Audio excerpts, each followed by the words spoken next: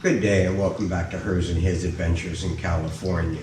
As I mentioned in the last video, sorry we haven't got much fishing lately. Been real busy, a lot of things going on. Weather's been real bad. We'll try to get some fishing done soon and get some more videos up for you to enjoy. For now, we're going to talk about trout fishing. What to buy in terms of line, weights, equipment for trout fishing, where to go to trout fish, and how to set up for trout fishing and how to catch some trout. So first thing we're going to do is we're going to go ahead and talk about the equipment. Let's start with the line. Okay, trout, from what I've experienced and what I've heard over the years, trout are real sensitive. They're real finicky. They can detect disturbances. If you're using too heavy of equipment, your line's too heavy, you're making big splashes with your weights and stuff, they're going to sense a lot of that stuff. So you want to use a light line. If you can get away using 4-pound line, that would be great. But try 4 or 6 pound. I would suggest not going over that. Some people will even use 2 pounds.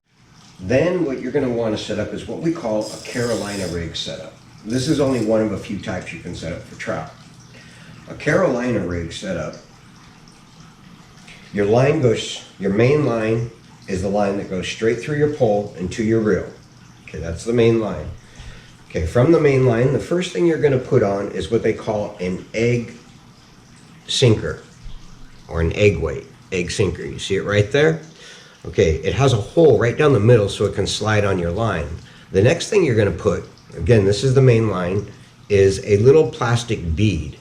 The bead is only there to protect the line. You really don't need it. You may have to change the line a little bit more. You might get it to break once in a while, but try a bead. Then from the bead, you want a swivel. Okay, small swivel. In this case, it's got 2 rings on it, one on either side. Your main line, after going through the egg sinker and the bead, gets tied to one end of the swivel. On the other end is the last piece of line. In this case, I have it about 1.5 feet. And then you've got your hook.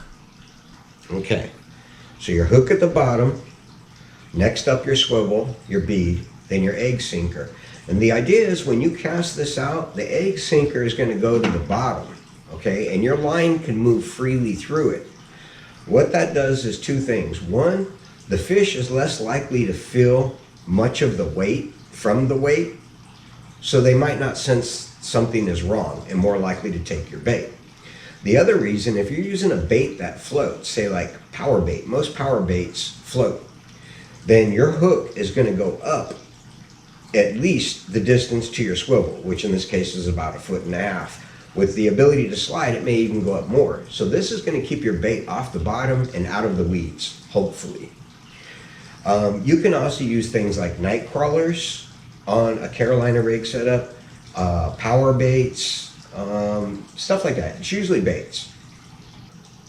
Then, as I said, there are other type of setups you can do. This is much easier, but this is not using baits. These are called rooster tails, okay? And they're treble hooks, which means it's 3 hooks built into one. And with the rooster tails, you'll tie the main line on. Right up there, there's a loop at the top. When you use these, you're just casting out. And once it hits the water, you're maybe letting it sink for a little while, which means as soon as it hits the water, you don't do anything for a second. Let it sink. Try to keep it above the debris at the bottom, though, the rocks and stuff, so you don't get snagged. And then reel at a certain speed, usually kind of slow. If you start feeling snags, pick up the pace a little bit till you get past the snags. Usually, if you're not hitting too many snags, you'll feel the fish when the fish bites. This is much easier of a setup using something like a rooster tail. You can also use things called panther martins, which look real similar to that. And they usually work really well, and you don't need a bunch of extra stuff. You just, no swivels, no weights, you just hook it directly to your line, cast it out. Now, in the case of what pole and what reel to use, I'm not real good with the reels. Again, the gear ratio, I don't think you need a super strong gear ratio. You know, you're wanting something like that for real big fish, maybe salmon, big stripers and whatnot. As for the size of the reel, which means how much line it can hold, again, you're using thin line, 4 pounds, 6 pound, which means you can pack a lot of line on here. When you go up to 20, 30 pound, it really fills your reel up quickly and you don't get much line on there. That's when you want a bigger reel. Talk about that for salmon striper. I'd probably go about a 6-foot pole. Again, 5.5 to 6.5 would probably be fine. You probably want a fast action tip or close to a fast action tip. You know, you want that tip sensitivity so you notice the bite. And once you get them on, be prepared for a fight. Trout, much like salmon, they put up a bit of a battle, so you can get some good fights from trout. Now, when you're using the Carolina rig setup on that hook, you can put a few different things. One, trout tend to be fond of power baits. In this case, this is Berkeley power baits, and this is a clay. So I have another clay here that's open.